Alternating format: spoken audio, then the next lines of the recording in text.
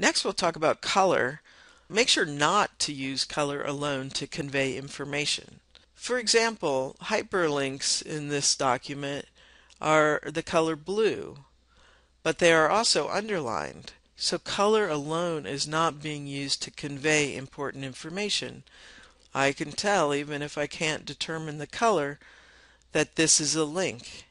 And because it's formatted as a hyperlink, a screen reading software will announce that it's a link.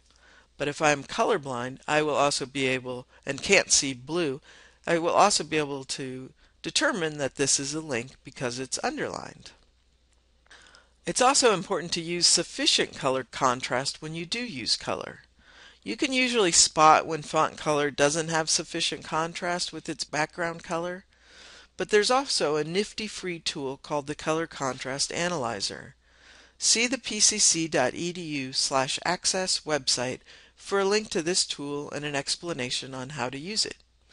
If you are just eyeballing color contrast and you think it's not sufficient, change it to something like black on white that you know has sufficient contrast. So for this example, percentage is in a yellow that is very difficult to see against this white background. So I just highlight the text and I can change the color to black. And same with this grade color. I don't know if this might be sufficient color contrast, but for consistency's sake and just to make sure, I can change it to black on white, and that I know has sufficient contrast. And that's pretty much it.